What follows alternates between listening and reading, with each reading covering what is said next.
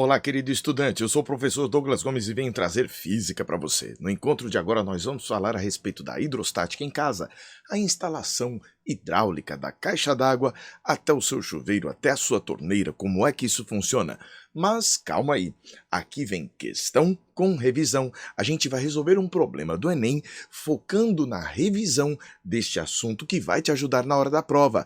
Mas nós vamos ainda ressaltar qual é a habilidade que será trabalhada. Se você se interessou por esse assunto, deixa já o seu joinha. Quer ver mais vídeos como esse? Se inscreve aqui no canal e ativa o sino das notificações para receber aviso quando tiver vídeo novo. Quer aprender física comigo num curso feito especialmente para você? Acesse o meu site professordouglasgomes.com. Agora vem comigo que a gente tem muito a aprender. Para começar, vamos tratar do tema pressão. O que é isso? Qual é o significado desta coisa? O líquido, ao estar em contato com as tubulações, com os recipientes que o contêm, vai acabar exercendo uma força normal sobre estas superfícies de contato.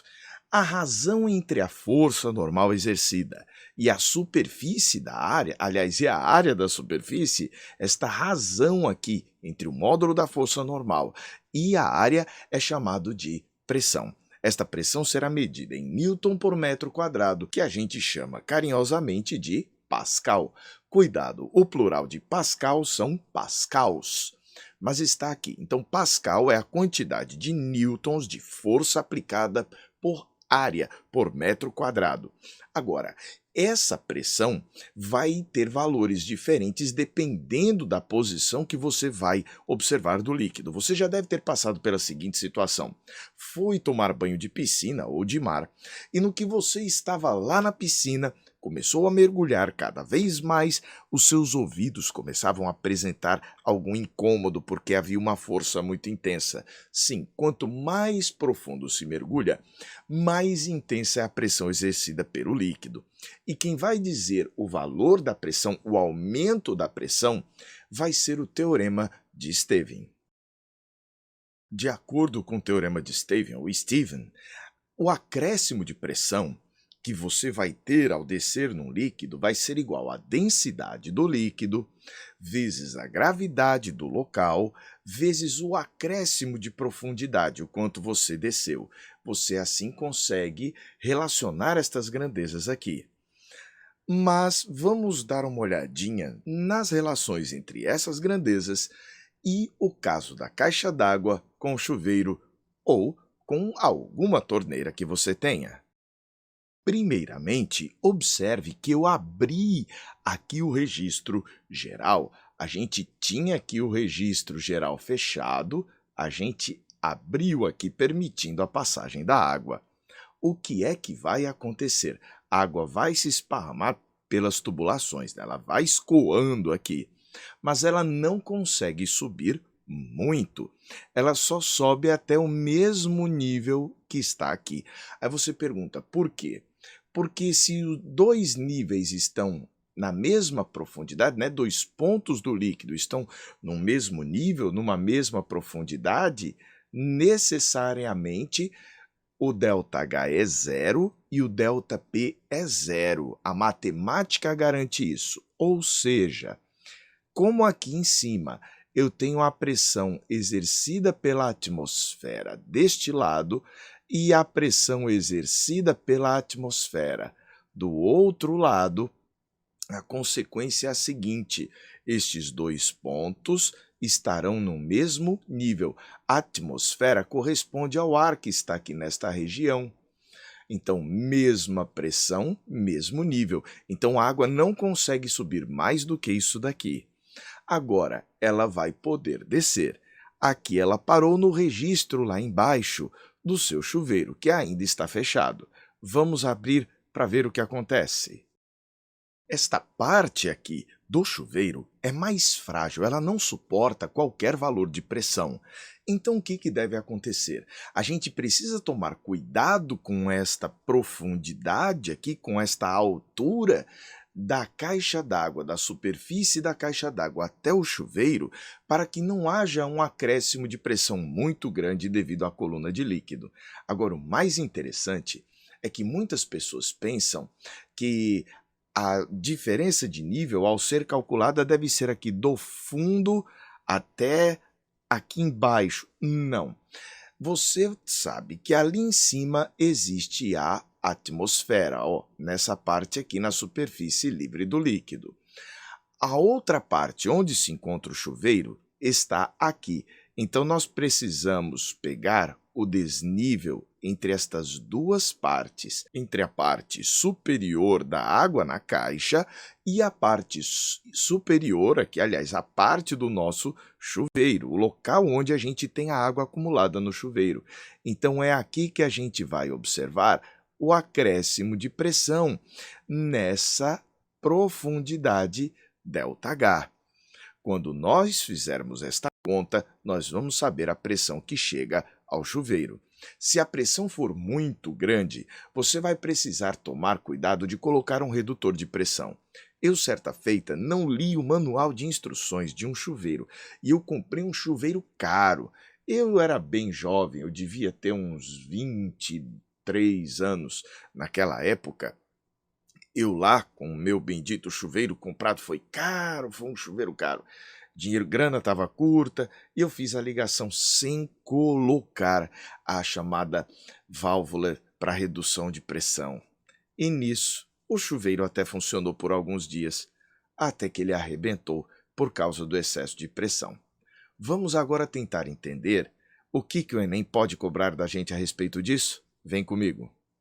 Competência de área 2. Identificar a presença e aplicar as tecnologias associadas às ciências naturais em diferentes contextos.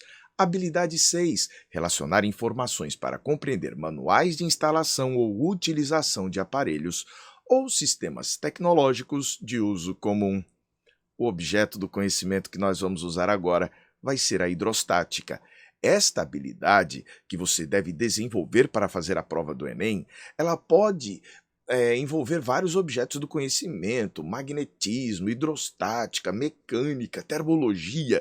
Existem vários assuntos que podem envolver isso daqui. Mas o problema que a gente vai analisar agora é hidrostática.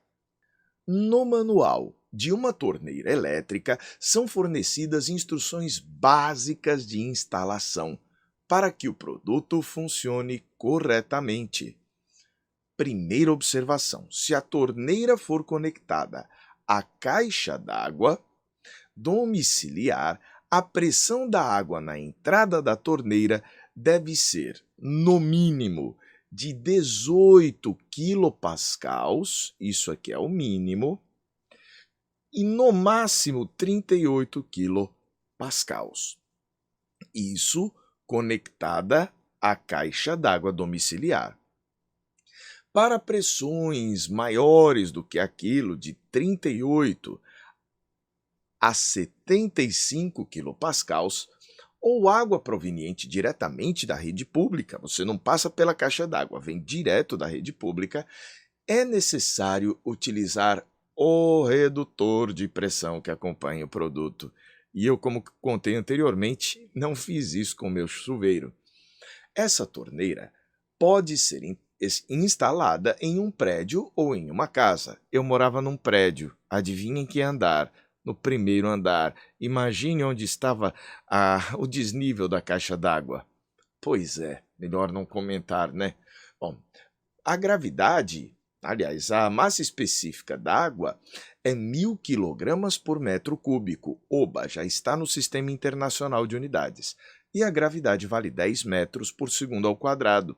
Para que a torneira funcione corretamente, então ela quer um funcionamento correto, sem uso de redutor de pressão, certo?